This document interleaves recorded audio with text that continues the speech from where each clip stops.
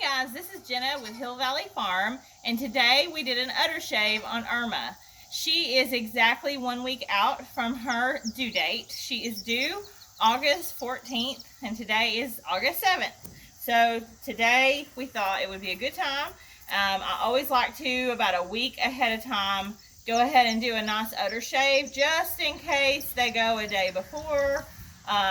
It's always nice to do. So when we do an udder shave, it's really, or really not really udder shave, it's just a freshening shave. Usually I just do like the back of the hips, like when we're talking about like February, March weather, but it's August here in East Tennessee and it is very, very hot. So I chose to do a little different this time. I did her whole back legs and up, you know, to her rump. And then obviously I did her tail, just like we always do. It's like a show shave. And then I did her udder. Now her udder is obviously not like a show shave udder, but it's just trimmed up really nice with a number 10 blade. And as you can see, she's not full. So what does this mean, like for this week? What am I going to be looking for in my doe that is due in a week? In a week, she will be 145 days gestation. For Nigerian dwarfs, their length of gestation is typically 145 to 155 days. That's the norm. So anytime in those 10 days. So obviously, do I think she's going to go on August 14th? No, I don't. Last year, she went 149 days. So that would put me at, I think, what, Tuesday? So the following Tuesday, and I think that's what, 14th, 15th, the 17th, so August 17th. But we'll see. Her dam, Mayflower, is always pretty much right on the money on her due dates. So she's actually went on the due date, the day after, so she's pretty close. So with Irma, you just never know. This will be Irma's 5th freshening.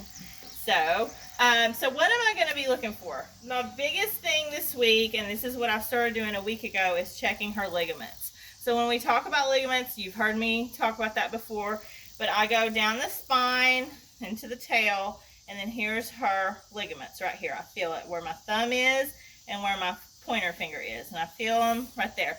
They kind of feel like a pencil, just right here, maybe a bigger pencil. And when those start softening up, I really get to watching her close. And sometimes they can soften up and last for a couple days like that. Sometimes it's there within an hour, it's gone. And so each goat and each delivery is very different. So I'm checking her ligaments. That's my number one sign that once they go away, that means this doe is in labor, and within 12 to 24 hours, she will have kids on the ground. The other thing I've just, you know, casually been watching is her udder. You know, a lot of times your does will, you know, bag up about 24 hours before kidding, but sometimes they can bag up a whole week before kidding.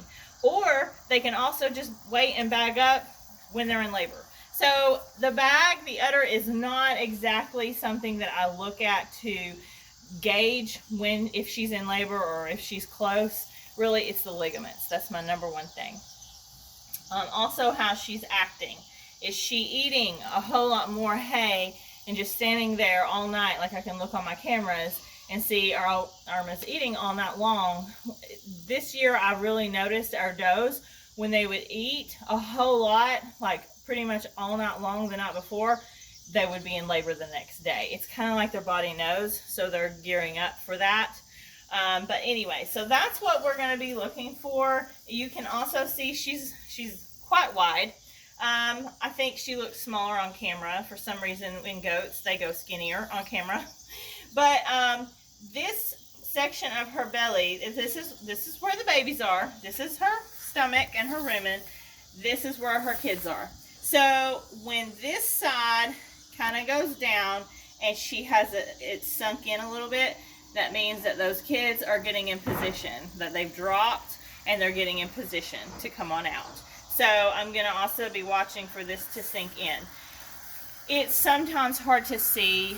I've noticed, especially on like our does, like the black does, like Lily. It was just kind of hard to see her sunken in. Plus, I don't think she ever got sunk in because she was just so huge.